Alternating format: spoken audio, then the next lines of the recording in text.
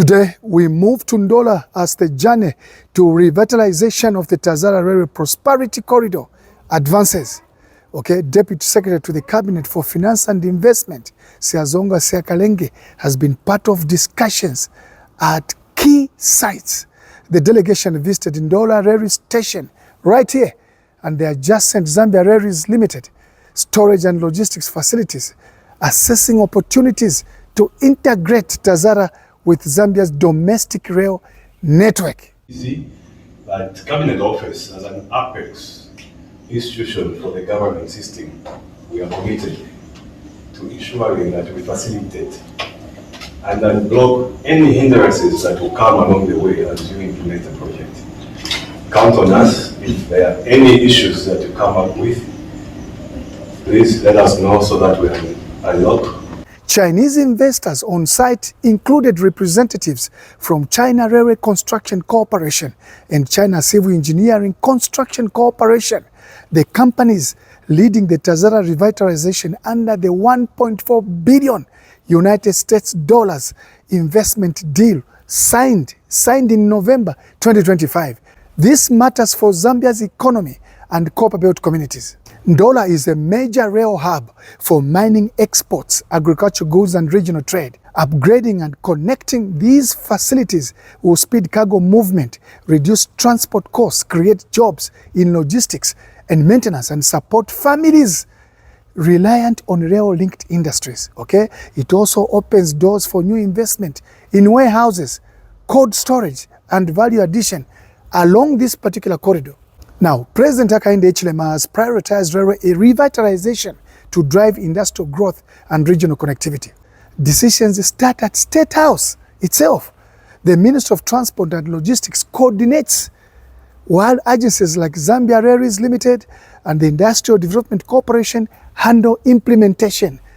That's exactly what we are seeing now. At some point, there were a few outstanding issues, and I was getting concerned that these issues may not be harmonized. But finally they were. Signatures were appended, and today we are launching the TAZARA revitalization. Thank you. Thank you to all. Key details from the Ndola Railway and the storage center visit. The delegation inspected station infrastructures, tracks, signaling systems and storage yards to assess integration opportunities. This includes rehabilitation of the roughly 140-kilometer line from Kapirimposhi to Ndola with potential extension to Sakania in the DRC and developing a hub for similar freight transfer between TAZARA and Zambia Railways Limited networks. Where it is happening, at Ndola Railway Station and adjacent Zambia Railways facilities in Ndola here, Copperbelt Province, connecting TAZARA line to Zambia's main railway corridor from Livingstone to Chililabombwe. Now, Zambia Railways manages daily operations with the CRCC and CCECC exploring collaboration under the TAZARA revitalization deal.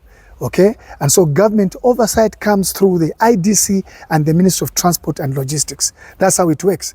And so the TAZARA project is funded primarily through Chinese investment worth over $1.4 billion United States dollars, with additional support from the Zambia Railways, from government recapitalisation about 100 million to late 2025, an upcoming 50 million euros European Union grant for track upgrades on the Livingstone-Ndola main line. Now, let's put it this way. The TAZARA revitalization launched in November 2025 is moving into an active construction phase. Cross-border passenger services are expected to resume on February 10, 2026, as announced on January 6, 2026.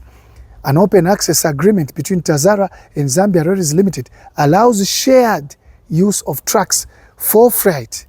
Chinese teams from CRCC and CCECC have inspected the Kapirimposhi hub and expressed interest in Ndola extensions. And so the visit builds on the December 2025 joint statement from China, Zambia, and Tanzania on the TAZARA Railway. Prosperity Belt, focusing on economic growth along the line through mining, agriculture, logistics, and value addition. What comes next? Further site assessments and discussions during the 2-week visit aim to identify bankable projects. Expected outcomes include joint ventures for line rehabilitation, hub development, and expanded industrial and energy investments along this particular corridor. Full TAZARA modernization targets completion by 2028 with phased improvements. Now, you may ask why it matters economically. Why it matters economically and socially. Integration boosts freight capacity from low levels to millions of tons annually, which supports copper exports and imports and creates jobs in railway maintenance, warehousing, and related services to do with the railway line and, of course, the cargo that we've been talking about.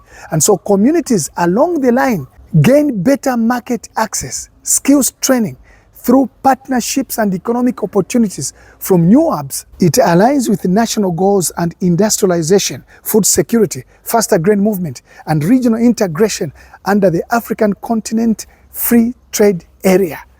Under the African Continental Free Trade Area.